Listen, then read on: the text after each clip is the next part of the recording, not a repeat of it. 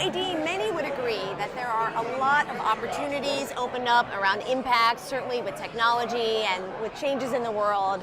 And there is also a lot of unpredictability and uncertainty. Can you talk a little bit about what you're seeing? No one can go it alone anymore. The social sector is not going to solve poverty. The government is not going to reform education. The business world is not going to, do workforce development alone. And I think what we're seeing now is just this consciousness that it is going to be our collective work together to create the future that we want to create. So in my work, I spend a lot of time talking with leaders about the fact that it's not time to build the next Teach for America or the next Google, that really it is about understanding where each other is coming from, the work of empathy, and also creating that kind of collective moment so that we can collaborate together. So yeah, that's what I'm seeing. It is an interesting moment for sure, where we're really realizing that the traditional roles of leadership for certain sector no longer applies. Yeah. And I think this is a moment where we all need to ask ourselves how we can contribute to creating positive impact, because some of the assumptions we had about who was responsible for what role are being foundationally challenged. Right.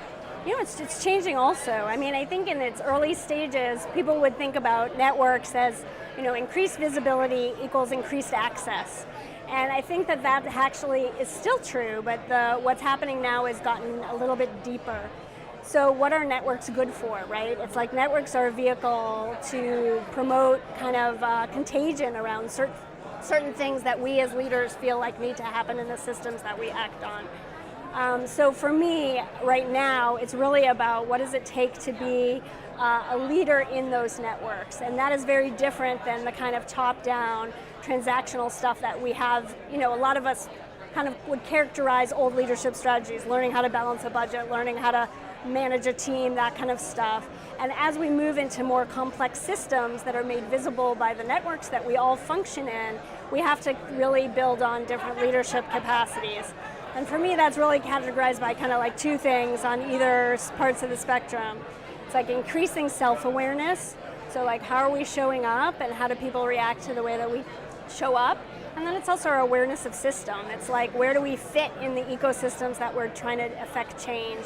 And are we aware of our place and our role in those ecosystems? So both the very intrapersonal, understanding ourselves, and then interpersonal and even more organizational about how we connect with different individuals who represent different networks or are part of nodes of other networks. Totally. So it's that 2,000-foot view, and then at the ground level, waking up in the morning and being all right, what am I here to do? What are some skills that you think are critical to helping these leaders be the best impact drivers, really focused on delivering positive impact in their communities?